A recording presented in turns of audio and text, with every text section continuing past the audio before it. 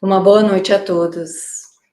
Sejam todos bem-vindos à continuidade do nosso evento, o Desafio da Convivência Social.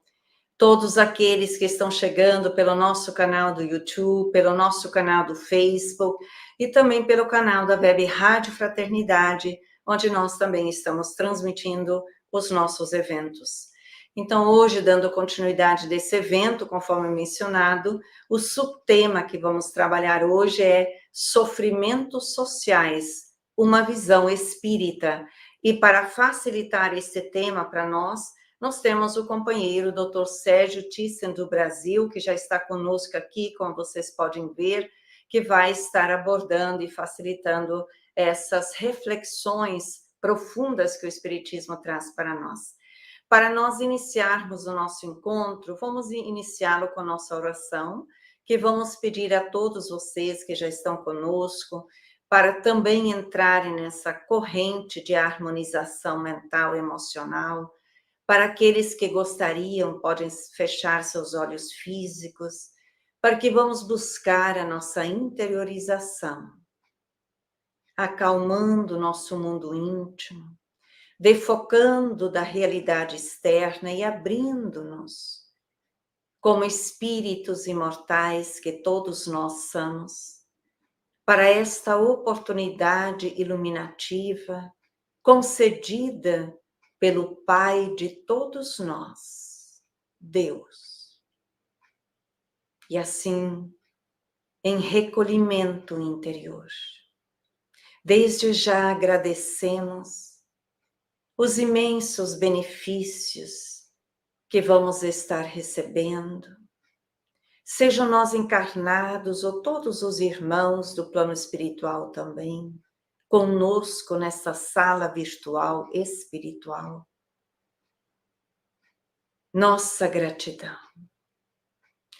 gratidão a Jesus, o governador da terra, o amigo e irmão de cada um de nós, a luz do mundo, clareando a escuridão pela qual estamos transitando para esferas, realidades mais harmonizadas. Sentindo-nos conectados nessas ondas, nessas vibrações da fraternidade universal, da solidariedade universal, do bem maior, como filhos de Deus, irmãos uns dos outros que todos nós somos. Vamos iniciar este evento com alegria em nossos corações e disposição para aprender. Com a bênção de Jesus, iniciamos este encontro. Que assim seja. Então, gratidão por todos que já estão conosco, sejam bem-vindos. E, como mencionado, temos hoje a alegria de ter conosco mais uma vez o Dr. Sérgio Thyssen para abordar o tema de hoje. Falamos mais uma vez, porque o Dr. Sérgio já esteve várias vezes, em várias ocasiões, auxiliando a tarefa espiritual, que sempre este trabalho é do Cristo.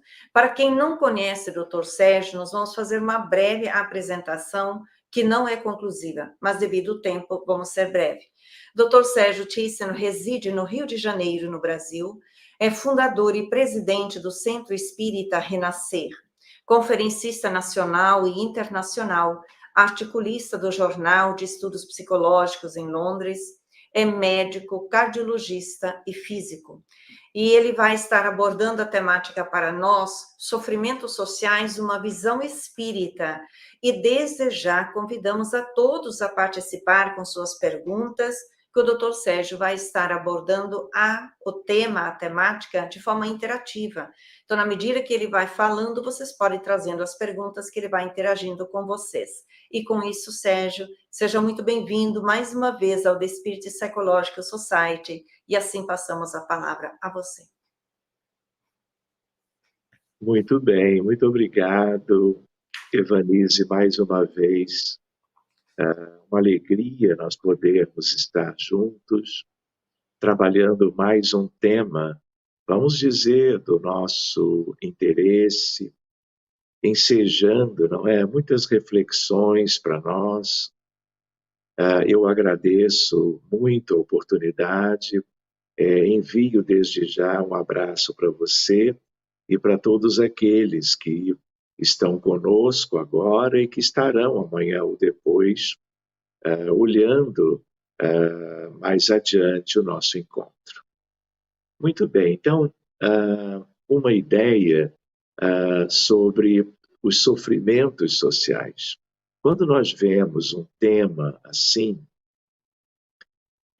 nós nos damos conta de uma realidade num mundo que é o nosso, que é algo assim, especialmente nos dias mais recentes, algo assim muito surpreendente, doloroso, inusitado, não é? Porque nós estamos, por uma série de razões, nos dando conta melhor agora do nível das dificuldades humanas, sociais, que nós acompanhamos, que nós observamos praticamente mundo afora. Então, quando nós pensamos em sofrimentos sociais, nós nos damos conta de que estamos falando de algo de sofrimentos coletivos, envolvendo um número muito grande de pessoas, de nossos irmãos, em qualquer lugar do mundo, em muitos países, né? De vários continentes. Então, há muito tempo que nós não vemos questões tão sérias acometendo grande parte do nosso mundo do ponto de vista dos encarnados. Porque sofrimento, por um lado, social, ele inevitavelmente também nos remete à ideia de sofrimento individual de grupos maiores ou menores num lugar qualquer, numa região específica das muitas onde isto hoje é uma realidade, né? Então, se nós somos espíritas, uma primeira reflexão é a ideia de que ninguém faz parte de um grupo social, seja ele onde for, e em condições de sofrimento e precariedade, às vezes, de miséria social, né, de desigualdade, né, de um modo assim tão intenso, sem que seja por alguma coisa pessoal. Só que quando se fala na palavra social, nós estamos envolvendo um número grande de pessoas, por exemplo, de uma mesma região, de uma determinada população. Mas o que é populacional e numericamente muito amplo, na verdade, é por um somatório de questões espirituais, mas também de caráter social e humano, a partir de cada um. Ninguém faz parte de uma comunidade que está vivendo um determinado drama, seja ele o que for, coletivamente, sem que cada integrante desse contexto não tenha uma razão de estar ali. Seja o problema, por exemplo, da desnutrição, da fome, da miséria, da mortalidade infantil, inúmeras vezes mais elevada do que em outros países, que também é um aspecto da desigualdade. Então, essa é uma questão, né? Então, repara que as dificuldades sociais, vamos pensando agora em grupos maiores, né? Tudo isso é decorrente, seja do ponto de vista individual, do ponto de vista coletivo, a problemas dos espíritos encarnados que estão vivendo aquela limitação e que são vítimas, na verdade, de algo que no passado, em vidas anteriores, acabou como que resultando, não é? De que essas pessoas integram aquela determinada comunidade. O que eu queria ressaltar é que nenhuma questão de sofrimento social, portanto coletivo, vem de Deus, vem de governos espirituais de, por exemplo, a nossa humanidade. Não é? Por quê? Porque isso nada tem a ver com a perfeição, com a ideia do divino. Tudo isso, na verdade, é uma colheita. Tudo isto é como um legado que nós deixamos para nós mesmos, que nos reunimos em grupos sociais que, em determinadas épocas da humanidade, vivem estas agruras sociais. Então, nada disso é por acaso, e nada disso tem, vamos dizer assim, alguma coisa, diz, olha, você e todo um grupo de milhões vão viver num determinado país africano estas dificuldades todas, porque é ocasião, não é, de vocês experimentarem a resignação, a aceitação e assim por diante. Isso só se faz necessário quando nós somos endividados, quando nós, em vidas anteriores, ao longo de incontáveis milênios, contrariando as leis de Deus, nós prejudicamos os outros. E na medida em que a semeadura é livre, já sabemos que a colheita é obrigatória. Então, dificuldades humanas de qualquer natureza e aquelas que têm a ver com os dramas sociais, tudo é consequência, tudo é efeito. Onde estão as causas? As causas estão em nós mesmos. De tal maneira que, se Deus entra em contextos assim, é no sentido da lei de amor, de justiça e de caridade, que é a mais importante das leis divinas, da lei natural, como nós estudamos em o livro dos Espíritos, mas a favor da nossa redenção, a favor da nossa superação e, dito de uma outra maneira, da nossa libertação. Mas não é porque estas coisas todas têm uma determinada origem no passado que nós vamos observar isso tudo e vamos permanecer indiferentes ao sofrimento todo que nós estamos, especialmente nas 2 últimas décadas, nos últimos anos e meses, acompanhando, vamos dizer, por esse mundo todo, em muitas regiões da Terra. De tal maneira que essa é uma primeira reflexão. Não é? É claro que o sofrimento, seja ele qual for, ele enseja a nós adquirirmos certas virtudes morais. Mas não é por isto que nós vamos como que observar tudo o que está acontecendo e sermos apenas observadores. Nós não podemos aceitar tudo o que nós estamos vendo.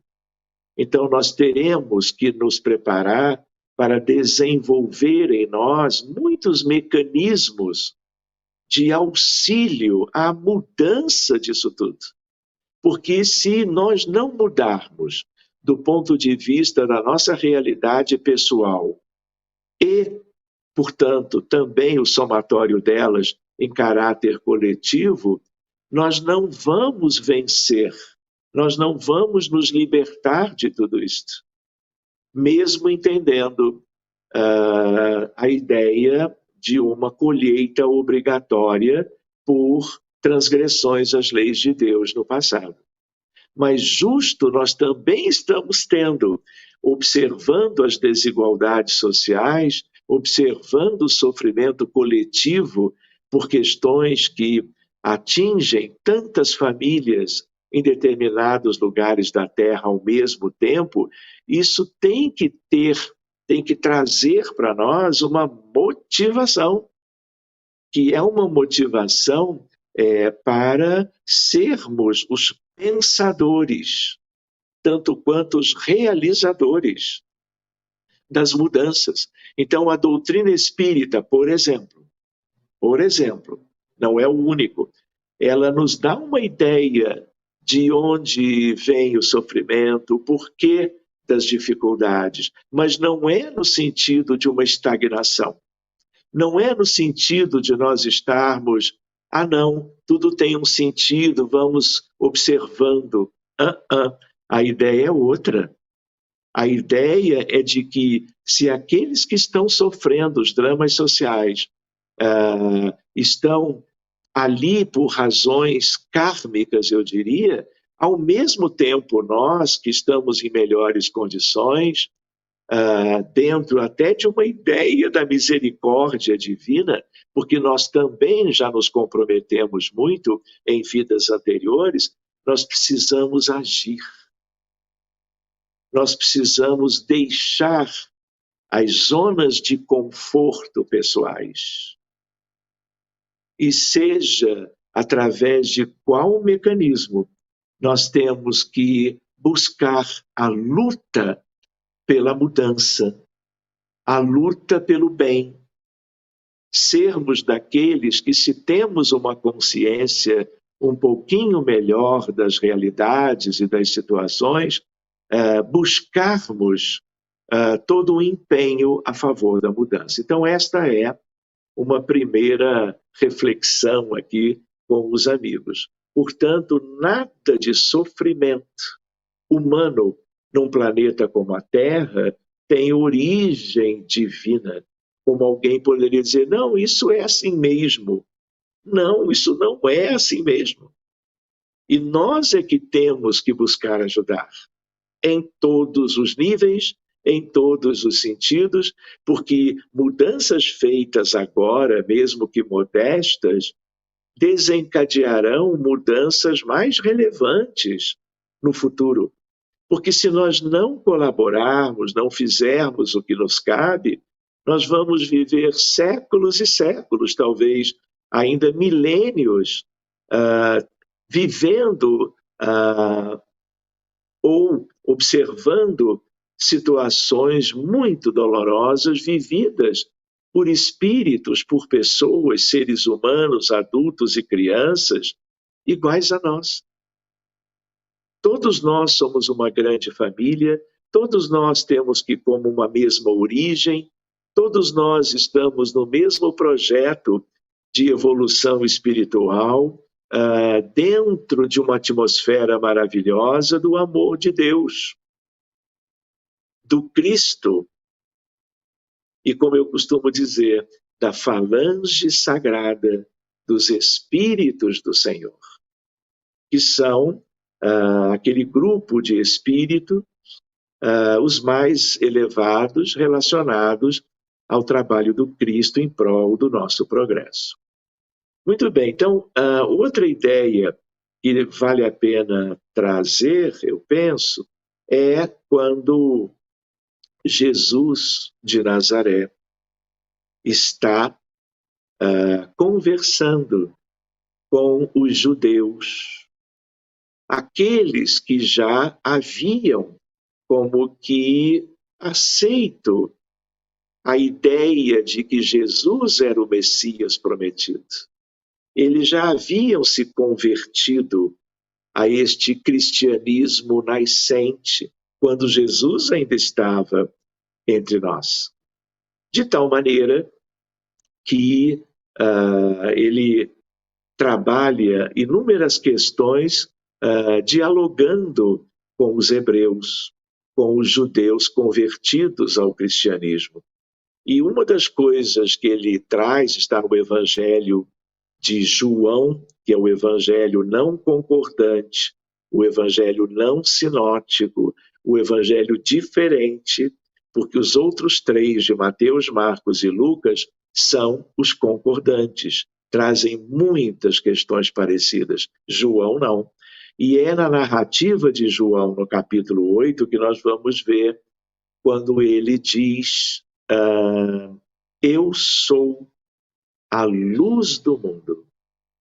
E logo a seguir ele afirma: conhecereis a verdade, e a verdade vos libertará. Essa temática, ela daria margem a todo um estudo mais detidamente. Mas a ideia qual é? Nós somos ainda muito imperfeitos. Nós estamos colhendo os resultados dessas nossas imperfeições ao longo de muitos milênios. De tal maneira que nós não estamos falando de pequenos aspectos, importantes até, que têm a ver com o que nós poderíamos imaginar desta verdade que Jesus já deixou há 2000 anos nos evangelhos, no caso, sobretudo de João, porque é quando nós nos dermos conta do que isso significa, nós jamais aceitaremos um mundo com essas dificuldades todas, quando também Jesus nos convidou a sermos partícipes, a sermos colaboradores, a nós ajudarmos na edificação de um mundo melhor, tanto quanto e muito vinculado à ideia do homem de bem, à ideia do sede perfeitos. Como perfeito é nosso Pai que está nos céus, ele dizia. Então, esta é uma ideia para nós. Nós temos que estudar. Não é estudarmos apenas a doutrina espírita, que já é extraordinariamente ampla, profunda e bela. Mas nós temos que continuar fazendo as nossas leituras e refletindo nos conteúdos doutrinários, desde o Livro dos Espíritos, vamos dizer assim, até o Céu e o Inferno, obras póstumas, o que é o Espiritismo, e a Revista Espírita, que é todo um manancial de instruções com conteúdos a nosso benefício. Então, isso é uma coisa, mas nós também temos que estudar todas as questões da filosofia, das ciências, e de tudo aquilo que são aspectos de crença que nos ajudam nesse despertar, nesta ideia de conhecermos melhor a vida humana neste mundo tão atrasado do ponto de vista moral e espiritual. E as desigualdades sociais, o sofrimento social decorrente das desigualdades é tudo próprio de um conjunto de bilhões de espíritos com enormes dificuldades morais. Então, a Terra, quando nós aprendemos com o Livro dos Espíritos, a hierarquia dos mundos, e olhamos lá, às vezes sem muita reflexão, mundos primitivos, os mais primitivos. Mundos de provas e expiações, como é o nosso caso na Terra. Mundos de regeneração, como seremos no futuro. Mundos ditosos ou felizes, e mais lá em cima, mundos puros. Nós precisamos ver melhor tudo isto. E a ideia de que a Terra serviu até hoje de uma época de primitividade até uma outra época que é a atual, não é? Em que as coisas ainda parecem piores a cada ano, a cada dia, mais difíceis e sofridas para uma grande parte da humanidade, mas nós estamos vendo que a doutrina espírita nos pode ajudar em vários aspectos desse despertamento e deste convite, porque a doutrina espírita é o consolador prometido, mas é um consolador que se reporta a Jesus também para nós sermos aqueles que soframos as dificuldades resignadamente, mas que não vivamos a ideia de que tudo está certo de que tudo deva correr assim mesmo e que nós podemos ficar, não é, vivendo as nossas vidas mais comuns sem nos mobilizarmos pelo próximo. Então, quando Jesus dizia sobre o amar ao próximo como ele nos havia amado, tem um convite extraordinário a mudanças radicais, no bom sentido, no sentido evangélico, no sentido da espiritualização da vida, da qual nós estamos ainda muito distantes. Nós vamos ver por quê. Outra ideia é a ideia, para lembrar com os amigos, quando pensamos em termos de sofrimentos sociais, quando pensamos em nós mesmos, na nossa realidade na Terra, uma expressão que ajuda a lembrar é a tríade devastadora. Eu até separo, existe uma tríade devastadora número 1, só para organizar, vamos dizer, as reflexões. Então, não é verdade, isso está na doutrina espírita, orgulho, egoísmo e vaidade. E eu ainda poderia acrescentar com os amigos, em termos de reflexões, a ideia da indiferença, muito importante em tudo isto. E também a ingratidão. Então, esses são aspectos dos nossos vícios morais estagnates. Então, nós já vivemos a prisão do corpo, porque as reencarnações nos atrelam aos corpos físicos que, de certa maneira, em parte, pelo menos, nos limitam na compreensão livre da realidade. É a prisão do corpo. Então, ela, por um lado, é extremamente necessária, claro, são projetos divinos por nós, mas nós perdemos muitas possibilidades de entendimento da realidade, porque a ligação com o cérebro humano ela é limitante. Então, esses vícios morais nossos são eles como que os causadores das desigualdades sociais e de todos os nossos mais variados problemas humanos, daqueles que nós temos que superar, daqueles que nós temos que vencer ao longo dos prazos que Deus nos concede, porque, do contrário, na medida em que isto se mantém como tem estado, o sofrimento se mantém. As consequências dolorosas prevalecem. E os desafios são maiores. Outra ideia é uma outra tríade devastadora. Nós poderíamos recordar aqui, não vamos aprofundar. É a ideia da política, da religião e da ciência. Porque tudo isto poderiam ser como que motivos para o progresso. Mas quando política, religião e ciência são utilizados por espíritos imperfeitos, como são tão frequentes os casos na história da humanidade, nós vamos vendo consequências muito dolorosas para número muito grande de comunidades, onde estas coisas são utilizadas de uma maneira que contraria as leis de Deus. Então é óbvio que nós estamos vendo no mundo o resultado destas tríades, né? Por exemplo, as guerras, os conflitos étnicos,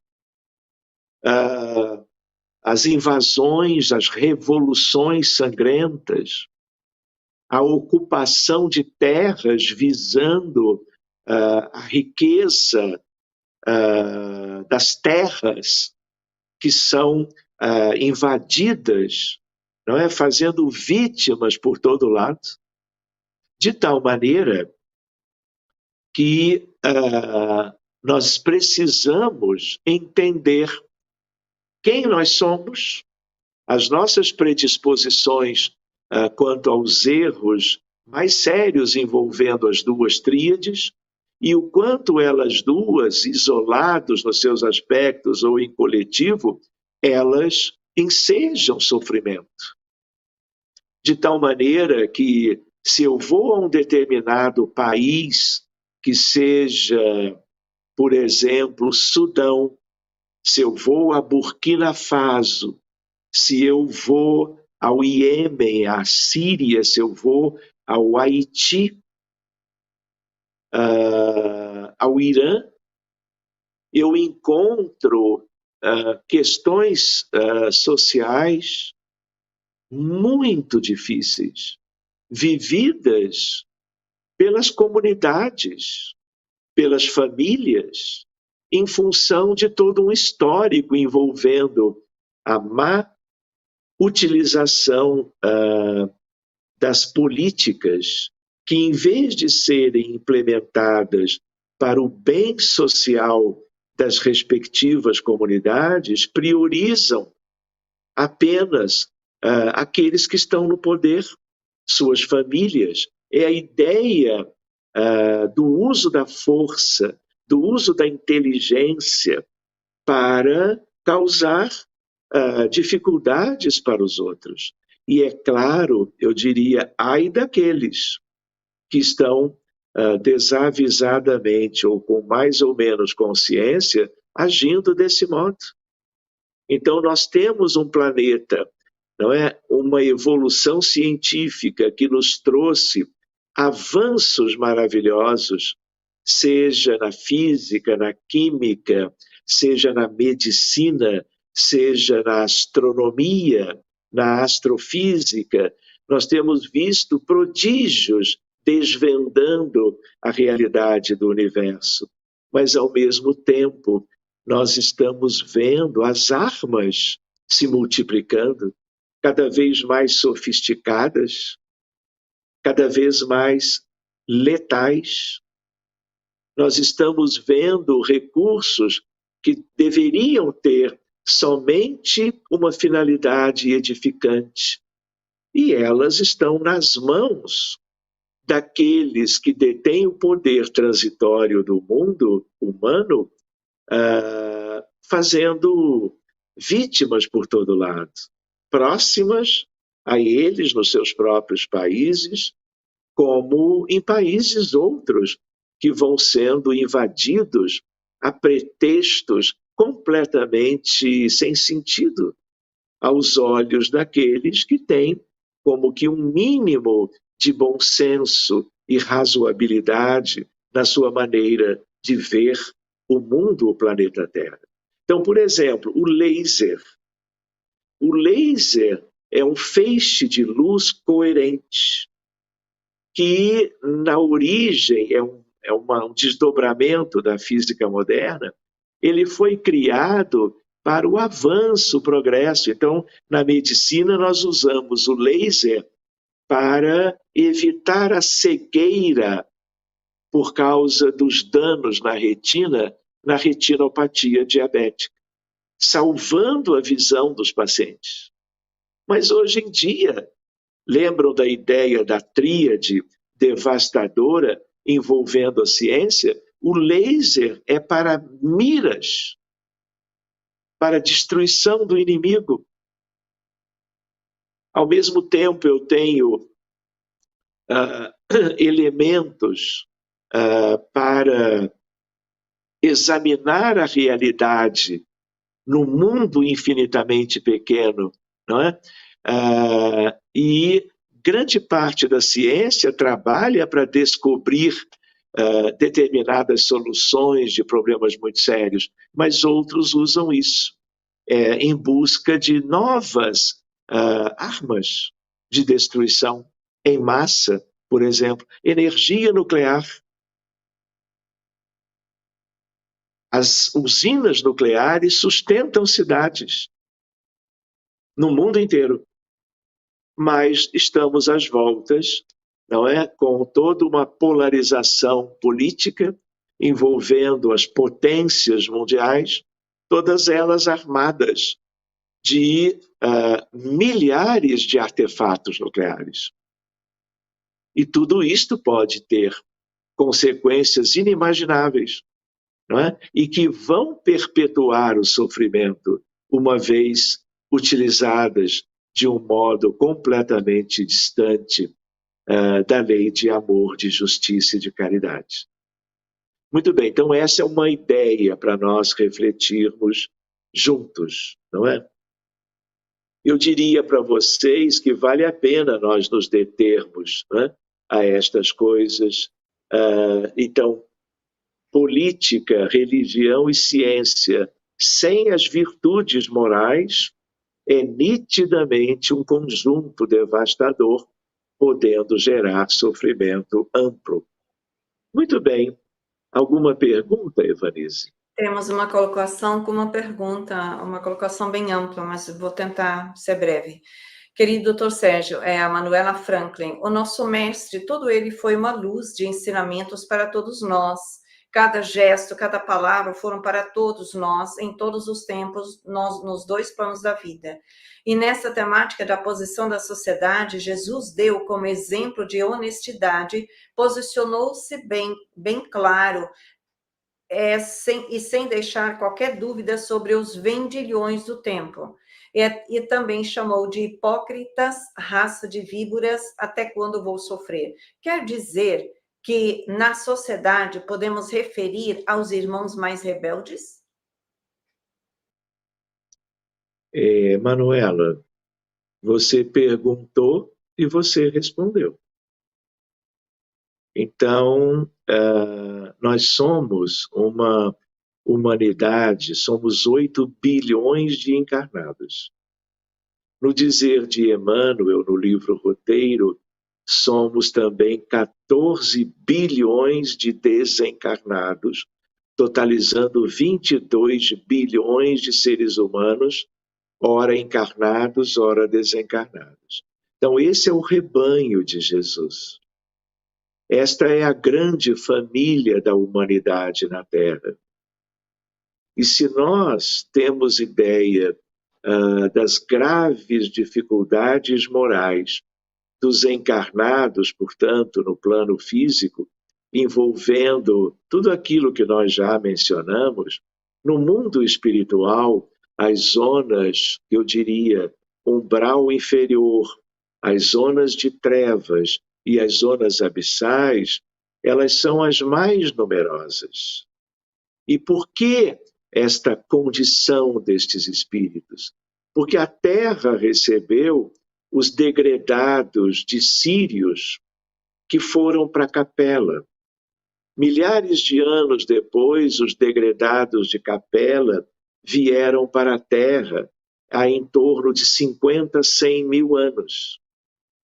Então, grande parte da população terrena, não é? São egressos de outras humanidades, cheias de rebeldia, de antagonismo às leis de Deus, e vão sempre encontrando planetas, mundos, para viverem até que façam eles as mudanças necessárias.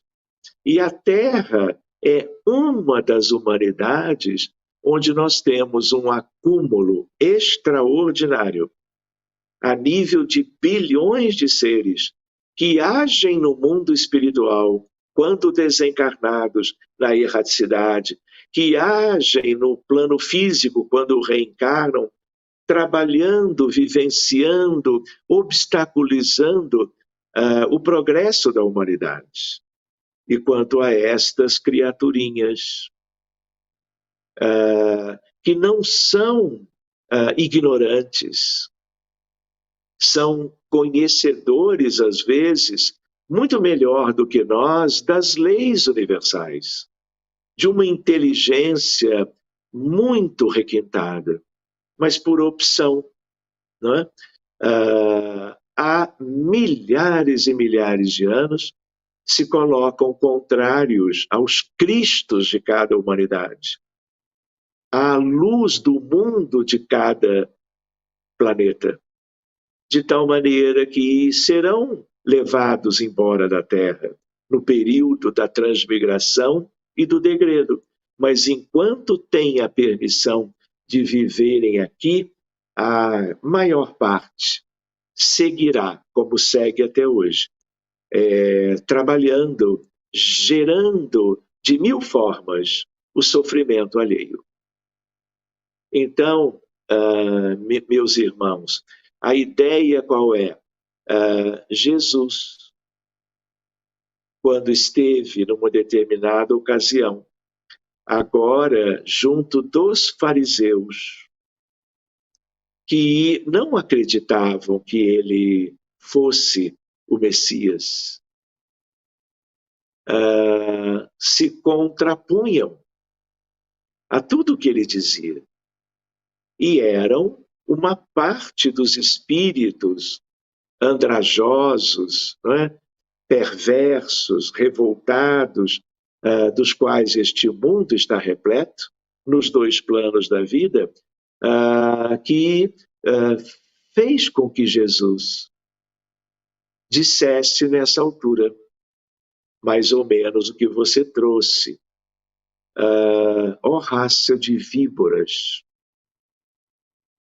até quando me fareis sofrer? E quando eu tinha comentado um pouquinho antes sobre conhecereis a verdade vos libertará, uma parte singela desta verdade é sabermos que mundo é este, que humanidade de fato é a nossa.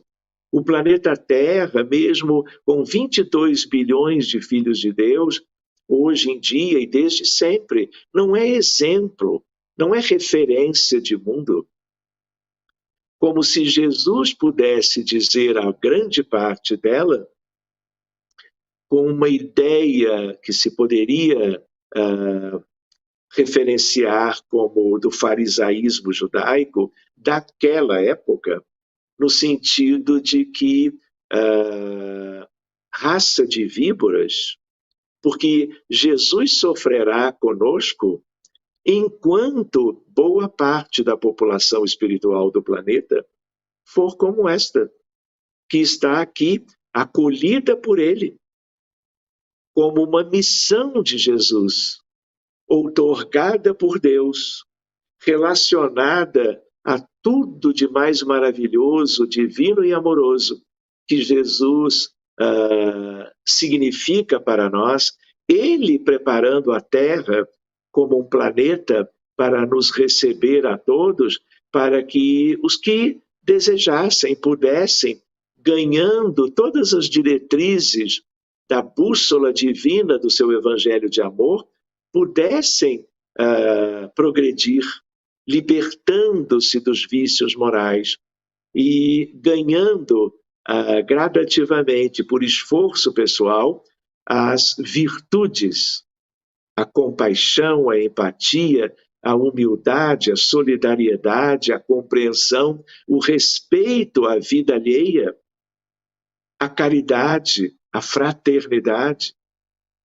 Na medida em que isto for prevalente, nós jamais teremos conosco o que temos hoje. Mas é preciso agir. Refletir sempre. Estudar ainda mais.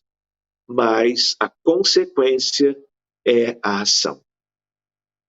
De tal maneira que nós não podemos esperar, não é, que a justiça social, dito de uma outra forma, como espelho da justiça divina, caia dos céus como floquinhos de neve numa nevasca singela em qualquer país do mundo. Então, querem ver uma outra ideia para nós? Assunto para outros encontros. O mesmo João evangelista, o discípulo amado, aquele que eu comentei há pouco do evangelho não sinótico, porque não concordante com os outros três. João foi o único que desencarnou naturalmente em idade avançada. Todos os outros, inclusive Pedro, desencarnaram de morte dolorosíssima. Mas João era um espírito mais preparado do que todos os outros. Na altura, enquanto os demais eram adultos, ele era um rapazote. Pois bem, ele cresce e vai ter uma missão extraordinária. João Evangelista havia sido antes Isaac, um dos filhos de Abraão. Muito tempo depois, ele volta como profeta Daniel. Na seguinte, com Jesus, ele é o discípulo amado. E depois, ele ainda como que volta como Francisco de Assis. Esse é outro tema. Mas o que eu estou me lembrando? Quando João estava isolado na ilha de Patmos, na Grécia, porque ele foi exilado para lá, afastado da comunidade em que ele vivia, ele acreditava que ele ia desencarnar, vamos dizer, simplesmente, e logo a seguir ele já era idoso. E um médium extraordinário em todas estas etapas que ele viveu na Terra, estas 4 citadas agora.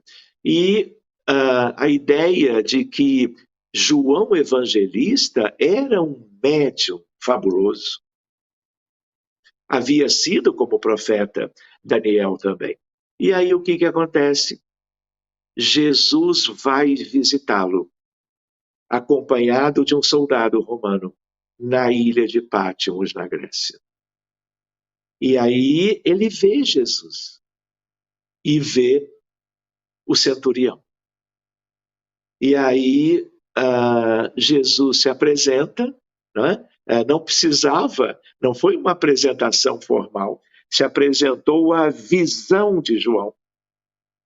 E aí Jesus diz a ele: João, a tua missão não terminou.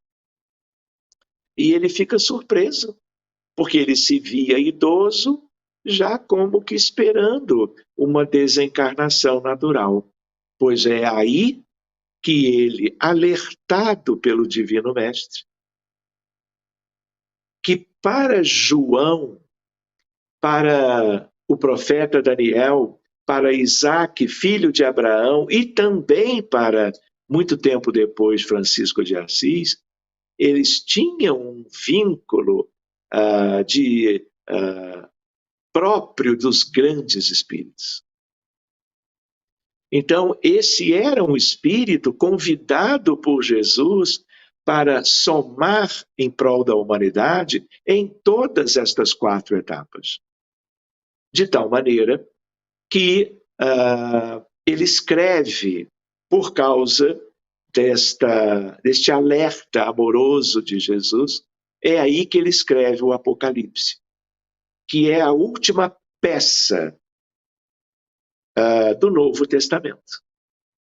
E é no Apocalipse que nós vamos encontrar uma determinada citação, trabalho mediúnico de João, quando se diz, na verdade era Jesus com ele.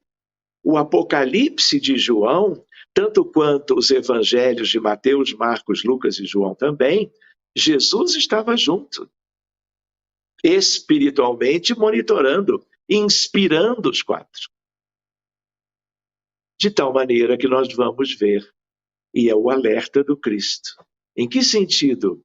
Haverá uma época, isso há 2000 anos, haverá uma época em que no mundo nós poderíamos dizer, olha, os sujos, os ímpios, sujassem-se mais.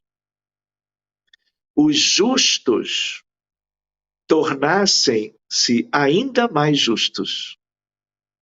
E essa é uma justiça associada ao amor fraterno universal. Como depois também, no final, ele diz: os santos santifiquem-se mais. Esta é a época que nós estamos vivendo.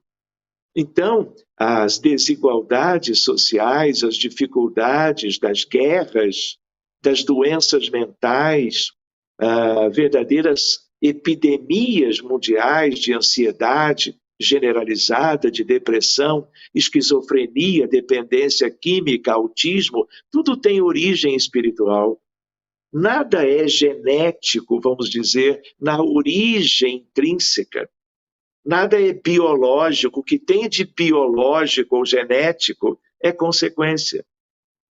Então, a ideia qual é? O sofrimento social, que é o nosso tema, tudo isto vem porque ao longo das eras da história da humanidade, as criaturas, nas suas imperfeições, estamos gerando sofrimento, que tem a ver com o resultado das duas tríades devastadoras. Então, no Apocalipse, Jesus, assim como ele havia dito, ó raça de víboras, não é? Se referindo a uma grande parte da humanidade, ele volta e traz um alerta semelhante no Apocalipse, quando ele diz, olha, os sujos sujassem-se mais. Mas as consequências, ele deixou entrever tudo isto na sua obra, quando esteve conosco há 2000 anos, no sentido das consequências. A cada um segundo as suas obras. Então, vamos adiante mais um pouquinho.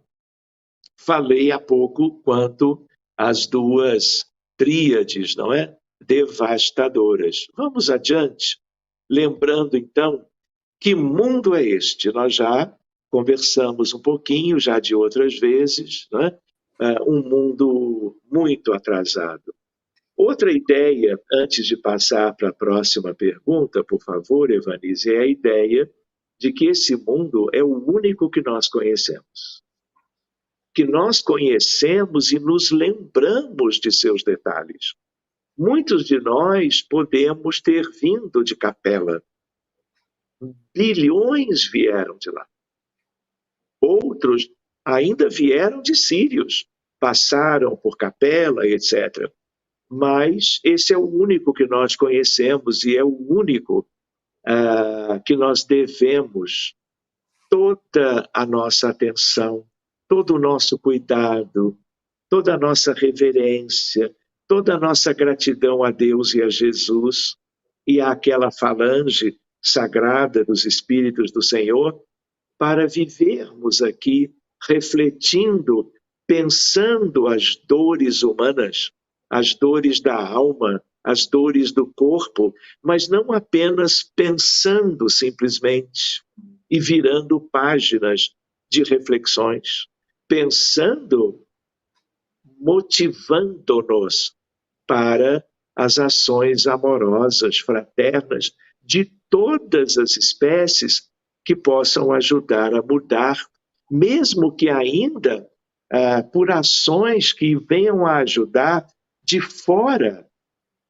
os que estão sofrendo, até que os sofredores consigam seus próprios progressos no sentido de se desvencilharem destas necessidades kármicas.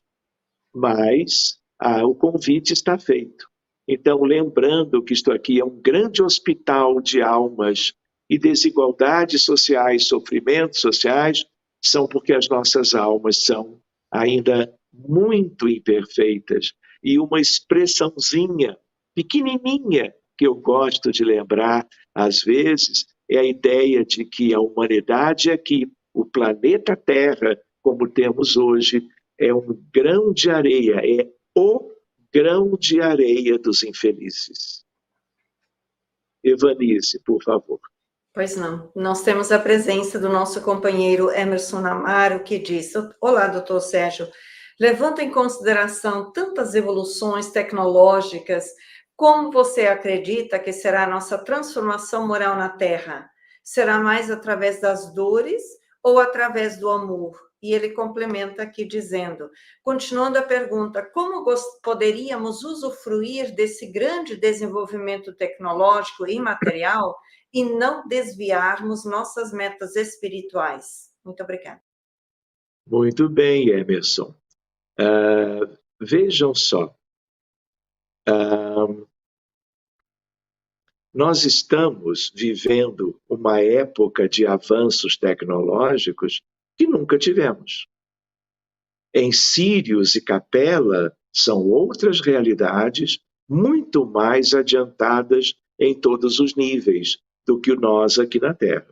Então, o que nos falta não é a evolução científica, é uma ciência que promova o avanço social, a justiça social, os elementos de distribuição das riquezas sociais, das riquezas materiais, das riquezas morais entre todos. Que vivamos como irmãos, porque nós estamos vivendo não de maneira afetiva, trabalhando afeições que progridam, que sejam expansivas mundo afora. Nós estamos promovendo as desafeições, o ódio, o rancor e tudo aquilo que contamina a psicosfera da Terra do que há de pior de qualquer filho de Deus em qualquer lugar do universo e, no caso da Terra, de todos os seres que foram reunidos aqui. Então, eu costumo também lembrar, e o Emerson também me fez recordar, é uma ideia mais ou menos assim: se com tanto progresso, com tantas possibilidades de nos enriquecermos quanto às virtudes que nos faltam, e nós estamos deixando isso tudo para trás, ou de lado, como uma opção, eu costumo dizer que a evolução pessoal e coletiva é mais ou menos assim, como no italiano, per forza ou per amore. Então, o que nós estamos vendo? Dramas incomensuráveis, sofrimento sem par, de tal maneira que tudo isto tem uma origem, né? E que talvez dessa forma, quando nós estamos experimentando as consequências dos nossos erros pretéritos, trabalhando a herança que nós deixamos para nós mesmos como um legado infeliz, tudo isso é dor e sofrimento. E talvez por causa de tudo isto, os que sofrem estas dores sociais e aqueles que observam e são razoavelmente sensíveis a tudo isto, trabalharão mais, se tornarão mais sensíveis e virtuosos, aprendizes do bem e dedicados a uma igualdade social, a um bem que se espalhe, que é o bem material, porque se há desnutrição, miséria, fome, eu tenho países da África como Somália, Etiópia, Eritreia, Quênia, as pessoas morrendo, as crianças morrendo de fome. Então, o que adianta agora? Claro que é importante. Nós temos, por exemplo, o telescópio Hubble, não é uma coisa maravilhosa nos falando de Deus o tempo todo, nas imagens trazidas à Terra. Agora nós temos o James Webb, mais maravilhoso ainda, continuando a nos falar do grande universo e, por sua vez, da criação de Deus em relação ao grande todo. E nós estamos nas questões mais comezinhas, agindo como os mesmos povos bárbaros de outras épocas, insensíveis. Então, para aqueles que estão diretamente causando e para aqueles que estão apenas testemunhando sem fazerem nada ou quase nada em favor dos que estão sofrendo, as consequências virão. Então, uma outra ideia para nós é voltarmos àquele item de João e de Jesus. Conhecereis a verdade, e a verdade vos libertará. Não são só os que sofrem as consequências dos seus erros pretéritos, que quando conhecerem melhor a verdade do Cristo, as leis divinas, e puderem trabalhar em si, não é, na sua condição mais íntima, as transformações, a libertação dos vícios morais, tudo isso vai causar para cada indivíduo e para as coletividades todo um grande progresso. Mas, por outro lado, é preciso que nós compreendamos o que Jesus dizia aos cristãos novos, lindos de outrora. Eu sou a luz do mundo. Quando ele dizia, muitos o entenderam naquela época. Outros o têm compreendido de lá para cá. Então não é uma frase de efeito, não é uma coisa destituída de um grande convite à nossa reflexão. Nós não conhecemos Jesus. Nós não fazemos a menor ideia sobre ele.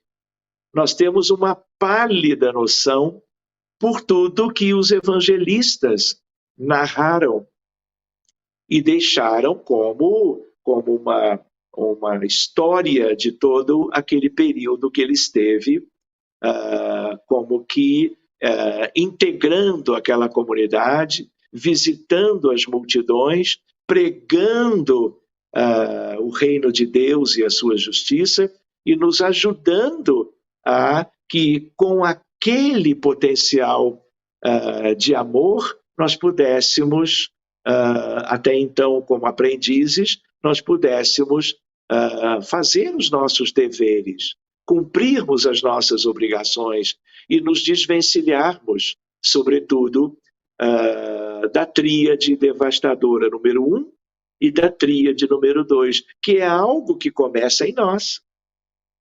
Então, nós precisamos... O que Jesus queria dizer como eu sou a luz do mundo?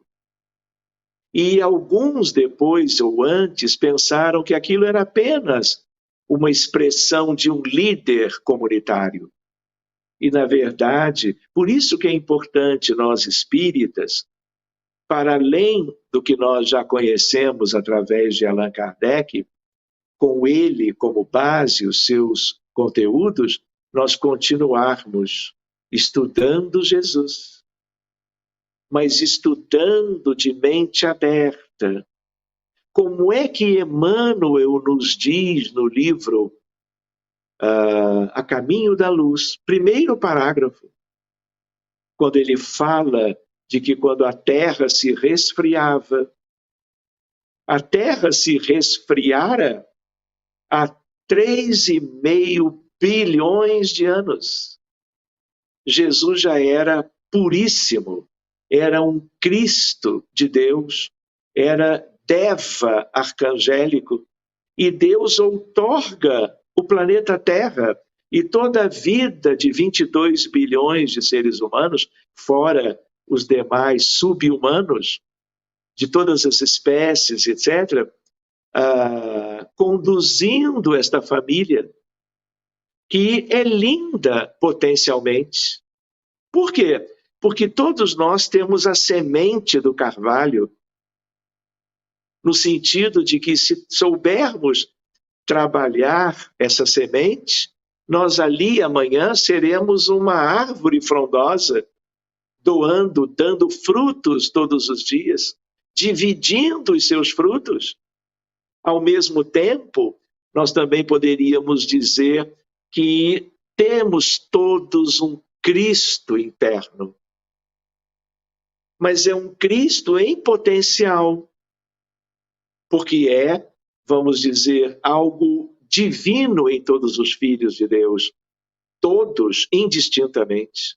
Mas o que nós estamos fazendo para nos espelhando em Jesus, já que estamos há 2000 anos da sua vinda e de tudo que ele deixou tão claro que nós deveríamos seguir, não é? O que nós precisamos fazer? Nós precisamos permitir, trabalhar o desenvolvimento deste Cristo interno. É como Viktor Frankl, vocês conhecem, um psiquiatra que viveu os horrores do campo de concentração nazista de Auschwitz-Birkenau, e ele sai do campo pesando 35 quilos.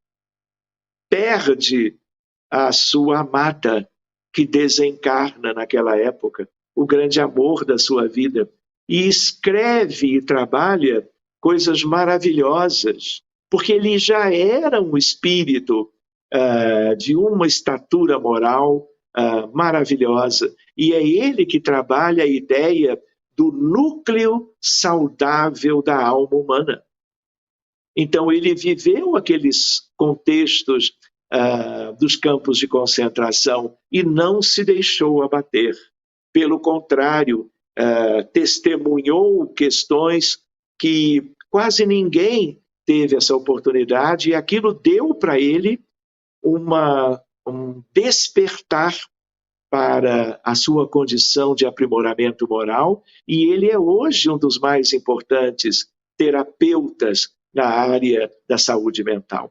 Então, uma ideia para nós, voltemos o nosso olhar para Jesus. 3,5 bilhões de anos.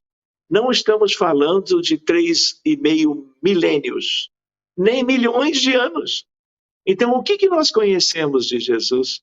E com algo desse histórico, nós temos muito mais motivações para não nos desviarmos, como espíritas, inclusive, deixando os ensinamentos de Jesus de lado.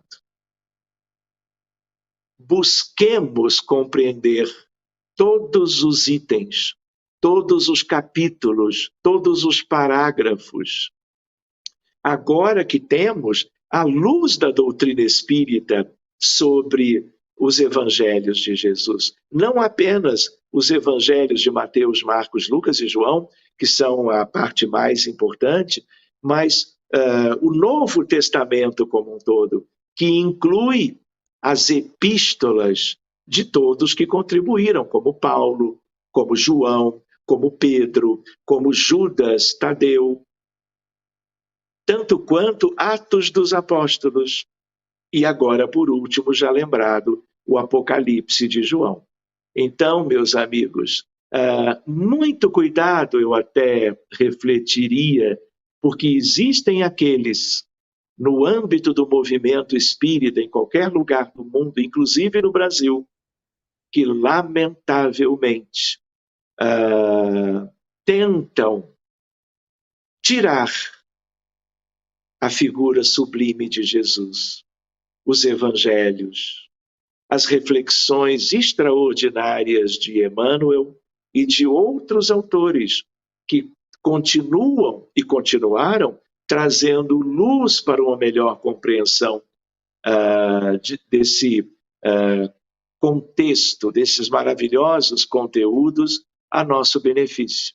Não é? É claro que nós entendemos a doutrina espírita no seu caráter científico, o fato mediúnico, o fato espírita, a área de pesquisas e tudo mais, os aspectos filosóficos, mas nós não podemos deixar as questões de Jesus num plano secundário. Para planos secundários, é que eu posso dizer desse modo, fiquem as outras questões. Jesus em primeiro plano, eternamente. Muito bem. Alguma pergunta a mais? Senão eu sigo adiante um pouquinho. Outra ideia, então, para nós é a ideia das desigualdades sociais, e elas são, pensando com vocês, a maior evidência da miséria moral da humanidade. Se nós queremos saber quem somos, olhemos para o que temos na Terra hoje. Nós estamos aqui numa ponte, vamos dizer assim, eu diria de luz, entre Brasil e o Reino Unido, trabalhando, não é, questões tão bonitas, não é, como o planejamento do trabalho da Evanise, ao longo de anos e anos, trazendo os seus convidados e abordando temas muito relevantes com colaboradores da Sociedade de Estudos Psicológicos, não é? Mas nós precisamos aprofundar essas questões, de tal maneira que nós precisamos lembrar que muitos e muitos países, hoje, enquanto nós estamos aqui conversando, estão vivendo dores acerbas, sofrimentos inenarráveis. E tudo isto tem que ser elemento motivador para a transformação, para uma dedicação de cada um sempre maior, mais abrangente, aprofundada e definitiva. Outra ideia, né? Vejam só, países em desenvolvimento, não é? São os chamados países pobres, cheios de desigualdades. E os outros são chamados países de primeiro mundo. Mas essa desigualdade toda, de onde vem isto? Primeiro mundo em que sentido? No sentido da indiferença, da prepotência, do uso da força, do desejo de dominação, não é? Para que as suas populações ganhem das riquezas dos outros, que foram historicamente usurpadas por séculos e séculos. Eu não vou me referir agora ao processo de colonização europeia em relação às Américas e em relação ao continente africano. Mas foram meio milênio de muitas dificuldades, de tal maneira que as consequências são ainda atuais. E nós temos que mudar isso tudo, não é? Muito bem, outra ideia. Erguem-se fronteiras, barreiras, muralhas, quando deveríamos erguer pontes, entrelaçamentos, fraternidade, solidariedade e compaixão. Por que que isto ainda não aconteceu? Porque nós temos sido indiferentes, frios, nos utilizando das questões das tríades, que trazem como resultado o que temos na grande sociedade, eu diria, da civilização atual. Quando que isto será diferente? Vamos pensando. Lembrando os que causam e se mantêm como que distantes do bem, vejam isto, morrem, desencarnam e continuam os mesmos no mundo após a morte. Então eles saem de cena porque desencarnam em guerras, conflitos, ou pela idade avançada, ou por uma doença mais grave qualquer. Mas o que acontece? Chegam no mundo espiritual bilhões daqueles que trataram os seus semelhantes, as outras realidades do mundo, de maneira fria, calculista, insensível e perversa. Chegam do outro lado, vocês acham que se arrependem num primeiro momento? vão viver aonde? Nas furnas do planeta. Por isso eu comentava antes, não é? Que no mundo espiritual, no período da erraticidade, as zonas mais inferiores, leia-se, umbral inferior, as regiões de trevas e as regiões abissais, até hoje, e será por muito tempo, são as mais numerosas. Lembram da ideia do Cristo dizendo, ó raça de víboras? Por que ele dizia, até quando me farei sofrer? Ele não falava apenas para aquele grupo, vamos dizer, daquele conjunto social ligado ao judaísmo. Eles tinham algo a ver com o que nós estamos comentando hoje, mas ele deixava aquela palavra porque muitos como que se ajustariam a isto.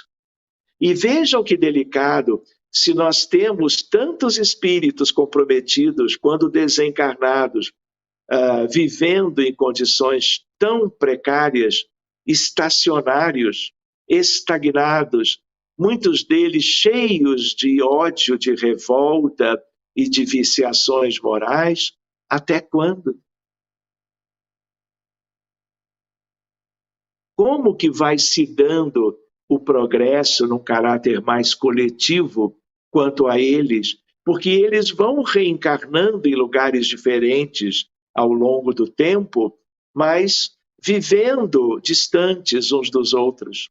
E, de novo, trazendo as mesmas tendências nas vidas novas que assumem. A não ser que, pelo sofrimento no mundo espiritual, constrangimento em meio às trevas, se deixaram tocar por algo daquele Cristo interior e se deram conta, não faz sentido. Eu desejo ser diferente. E aí começa todo um processo. Por que a frase, vamos dizer, mais escutada no mundo espiritual, quando as pessoas que morreram, desencarnaram, despertam, se veem vivos, olham para perto de si, no seu entorno, reparam a presença de seus afetos e de seus desafetos. Imediatamente, de uma maneira ou de outra, vibrando no seu mundo íntimo.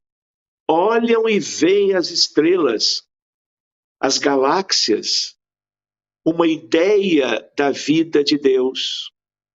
Olham para si e se veem andrajos, perispíritos completamente danificados pelas tríades devastadoras, porque o orgulho, egoísmo e vaidade e a falta das virtudes equivalentes corrompe a tessitura do perispírito e é o que gera um conjunto das mais sérias doenças.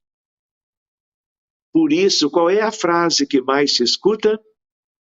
Ah, se eu soubesse. Ah, o que eu fiz da minha vida? Do meu tempo, da minha energia? Então, tudo isto nós devemos levar em consideração e refletir, conhecendo um pouco do que acontece na vida após a morte e aprendermos com os que foram na frente, para fazermos melhor o quanto antes. Muito bem. Lembrando, portanto, isso. Há um enorme sofrimento, vejam, tanto social como moral no mundo dos espíritos. A tragédia cotidiana continua do outro lado. Seus causadores e mantenedores estão lá, ou irão para lá, para os departamentos do sofrimento, se não puderem, se não conseguirem fazer as mudanças relevantes de que carecemos. De tal maneira, reencarnam e repetem, na maioria, os seus próprios erros. E aí nós, olhando de longe, nós vemos a morosidade do processo evolutivo. E, às vezes, a dor vivida de inúmeros aspectos pode ser o elemento que desperte a criatura para mudanças que já deveriam ter sido promovidas, mas, enfim, que o serão um dia. Outra ideia, então, é lembrar de Jesus dizendo: eu sou a luz do mundo. Jesus não diria isto como uma frase de efeito. Ninguém vai a meu Pai senão por mim. O primeiro mandamento: amai ao próximo como eu vos amei. Oração, vigilância, perdão das ofensas, perdoai 70 vezes, 7 vezes, tudo isto é fundamental para nós. Caridade, fraternidade, solidariedade, empatia, ou sinônimo, alteridade, compaixão. Este mundo é o nosso, mesmo que tenhamos tido um pouquinho de progresso moral, é o nosso mundo, porque há tanto a se fazer que isso enseja que muitos e muitos despertem para uma visão mais solidária e uma atitude mais compatível com as lições imorredoras de Jesus. Muito bem. Querem ver? Indiferença, uma das questões da tríade. Quanto às privações alheias, é quase que como o ódio. Há até quem reflita, não é? Que o ódio é a chaga mais típica de uma humanidade infeliz. Mas a indiferença, ela é muito próxima, porque ela é como que um ódio, como que sem que as pessoas notem, porque a indiferença não é ostensiva, como o ódio é, gerando a violência e a guerra. Outra ideia: precisamos espiritualização da vida. Tudo precisa ser espiritualizado.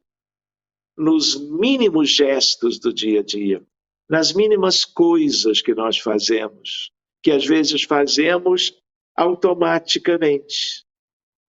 Seja cozinhando, nos deslocando, seja no trabalho profissional, tudo são questões repetitivas e nós não podemos esquecer que nós vivemos ainda em era de materialismo. A mudança de paradigma, ela está já, vamos dizer assim, num convite maravilhoso para todos. Uma alvorada de uma mudança na direção do que é definitivo, das aquisições morais de cada um e de todos. Mas nós não podemos esquecer o quanto a vida material, mas a vida também sem corpo físico, no mundo espiritual, na erraticidade, tudo carece de mudança, de despertamento, de renovação, de conquistas. Então, se, vamos dizer assim, a indiferença é um problema importantíssimo, a alteridade é um dos maiores convites de todas as religiões. Todas as religiões pregam o amor, a oração, a caridade. Nenhuma, nestas questões essenciais, é diferente. Então, enfim, este é um tema que pode se prolongar Enfim, Evanice, querida, por favor. Imensamente agradecidos, mas estamos chegando no limite do nosso espaço, do nosso tempo, mas com gratidão em nossos corações por essa sua presença elucidativa a todos nós, e nos momentos finais deixamos a você, caso você gostaria de fazer alguma consideração adicional para o encerramento deste evento, e também convidando para fazer a nossa prece de encerramento. Pode ser? Claro, Evanice. Por favor. Duas questões, assim, para servirem como que para esse momento, né, de encerramento. Vocês que estão na Inglaterra, mas o mundo inteiro reverencia o Mahatma Gandhi. E eu tenho aqui como que uma frase dele que eu acredito que tem a ver com o nosso tema, quando ele diz: se queremos progredir, não devemos repetir a história, mas fazer uma história nova. Mahatma Gandhi. Pensemos com ele, reflitamos com este espírito querido. E por último, nós estávamos refletindo sobre o tema e escrevi o que eu vou ler para vocês resumidamente, pequenininho. Chama-se Problemas do Mundo. Vejam, o mundo está repleto de ouro, ouro no solo, ouro no mar, ouro nos cofres, mas o ouro não resolve o problema da miséria. O mundo está repleto de espaço, espaço nos continentes, espaço nas cidades, espaço nos campos, mas o espaço não resolve o problema da cobiça. O mundo está repleto de cultura, cultura no ensino, cultura na técnica, cultura na opinião, mas a cultura da inteligência não resolve o problema do egoísmo. O mundo está repleto de teorias, teorias na ciência, teoria nas escolas filosóficas, teorias nas religiões, mas as teorias não resolvem o problema do desespero. O mundo está repleto de organizações, organizações administrativas, organizações econômicas, sociais, políticas, mas as organizações não resolvem o problema do crime. Para extinguir a chaga da ignorância que acalenta a miséria, para dissipar a sombra da cobiça que gera a ilusão, para exterminar o monstro do egoísmo que promove a guerra, para anular o verme do desespero que promove a loucura e para remover o charco do crime que carreia o infortúnio. O único remédio eficiente é o Evangelho de Jesus no coração humano. Concluindo, sejamos assim valorosos, estendendo a doutrina espírita que o desentranha da letra na construção da humanidade nova, irradiando a influência e a inspiração do Divino Mestre pela emoção e pela ideia, pela diretriz e pela conduta, pela palavra e pelo exemplo, e parafraseando o conceito inolvidável de Allan Kardec, em torno da caridade, proclamemos aos problemas do mundo: fora do Cristo não há solução. Então, meus amigos, nós vamos agradecendo a Deus e, sobretudo, ao Senhor Jesus, o Messias prometido, o Cordeiro de Deus, o príncipe da paz, o Filho do homem, o Alfa e o Ômega, o caminho, a verdade e a vida.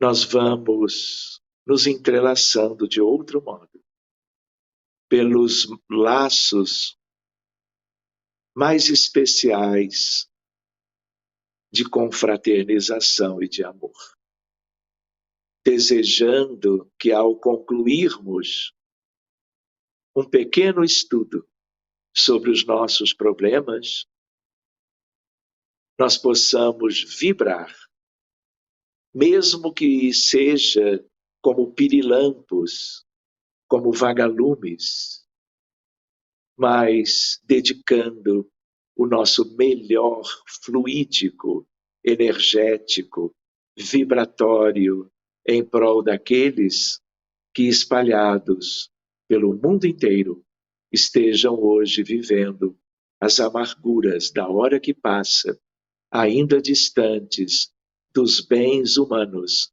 e dos bens celestiais.